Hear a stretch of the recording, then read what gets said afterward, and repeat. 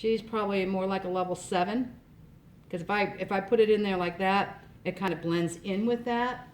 Now say if she's kind of like in between the two, depending on what you're formulating, depending what you're going to do. So if she's a level 7 and she is true a level 7, you treat it as 7.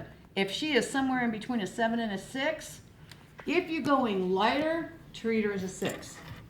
Harder to go lighter with something darker. If you're going darker, treat her as a 7. All right, so take that in consideration when you're going lighter or darker. You know, and like I said, when you need to formulate for the gray hair, basically, what do you see first? I don't see any gray in her hair whatsoever. I have patches. And I don't see any gray, so I wouldn't even worry about the gray in her hair. And it makes sense now that when you asked me that, like, about her grades, and she did 50%. Right. So, but now I know what to look for. Now you know what to look for, really. Because if you don't know what to look for, how are you going to... Yeah. But that is the first thing you do in your color consultation, is you're going to have to determine what level is she. Not tonal value. Don't even look at the tonal value. A light and dark she is, how much gray she has. All right? And if she is in between, you're going to have to figure out, well, okay, I'm going to lighten her, so I'm going to treat her as the darker color. You know, even though she's like not really a 6, maybe she's, you know, she's like a 7.5.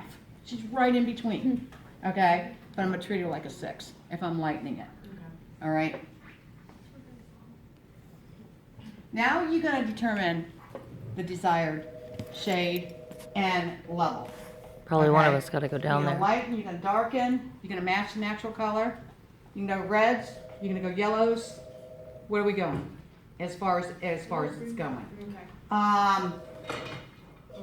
Permanent color can always be used on virgin hair. It cannot be used on any other kind of hair. So remember that. Some people come in and they think that their hair does not have any color on it because they just put a wash through it, you know, or a rinse. I just put a rinse through it.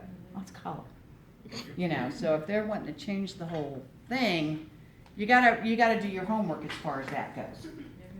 Because if they do have a color on it, then you have to remove that color. You got to remove that color before you can actually color over.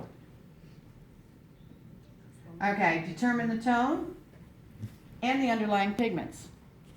So that's what theirs comes in handy. And if I say she's a level 6 and she wants to go to a level 8, she's going to pull, you know, this little kind of yellowy orange. Don't want that color. How are we going to get rid of that color?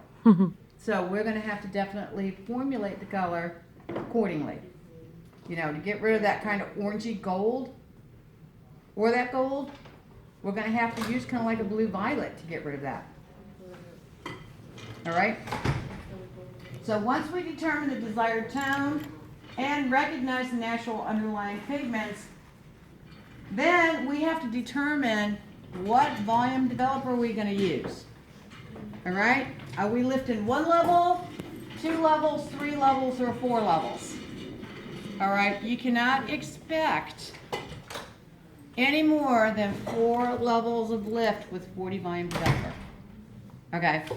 If I'm going from this 1, and I want to be this color right here, which is a 5, medium brown, that's 4 levels of lift.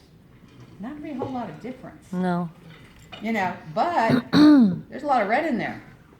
So I'm going to have to use a green-based color to take care of that red, you know, to get rid of that. So, yeah, it is. And so is this thing right here.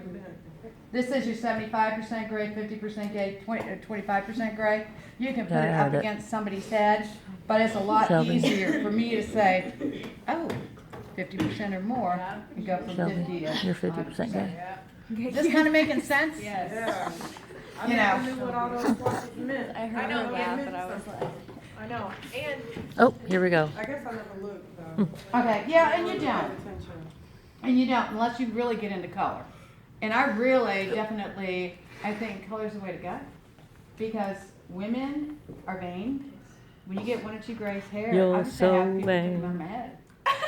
And then I got more and more, and it's like, well, Yeah, I I feel have like- to be bald now. Yeah. To get rid of all my gray, yes. Yeah, same Which is here. not good.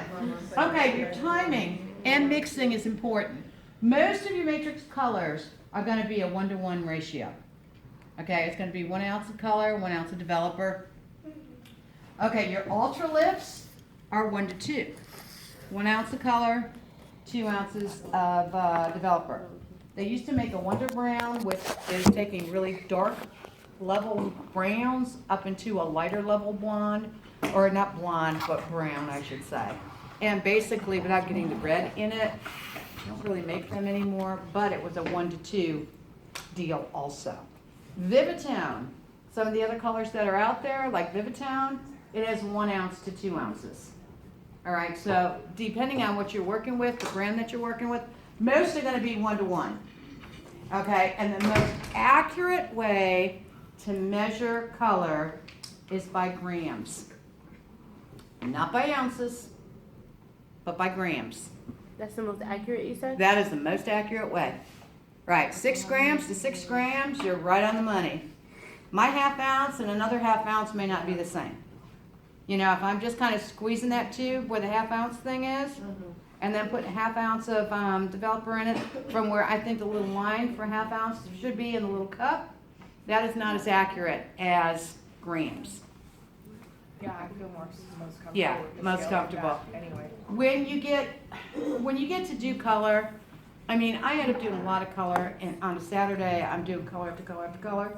So I'm mixing, I'm just going, psh, psh, psh, and I'm mixing it up, and I'm making sure that I make enough for the entire head. I probably waste more color than what I should, but I don't want to have to remix, because what I mixed, It's not gonna be. my bad, is not going to be the same, because I'm just going, psh, psh, psh, psh, Yeah. you know? Yeah.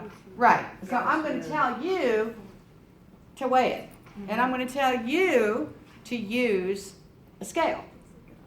Me, I'm like, you know how, if you're a cook, your grandmother cooks, your mother cooked, and she can just throw a pinch of this and a dab of this, and a little dollop of that, and it tastes wonderful. Yeah.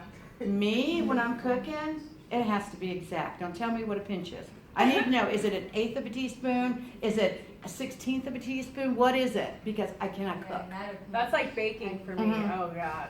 I cannot cook, so I don't know what a dollop is. I don't know what a pinch is. I don't know what this is. But with color, I can look and say, okay, and that's it. Yeah. Okay, manufacturer's gonna tell you to weigh it. You know, they're gonna tell you to mix it. They're gonna tell you to be spot on.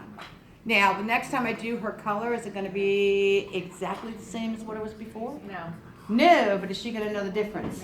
No.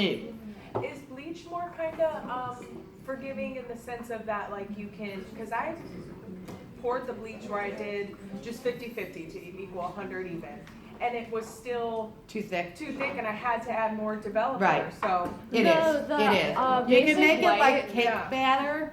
yeah. I usually make it like cake batter. And if I am using it freehand, your powdered bleaches, I will always make it a little runnier, because once bleach dries out, Done. that's it, it's done. Okay. It's done. That cake batter mixture worked really good for me yesterday. Uh-huh. It It does, it does. But you know, okay, your idea of cake batter and my idea of cake batter could be two different things. Yeah, true. So it's not really scientific Well, when my you, cake batter worked out.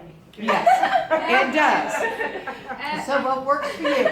Okay, your sew colors are gonna be 30 to 45 minutes.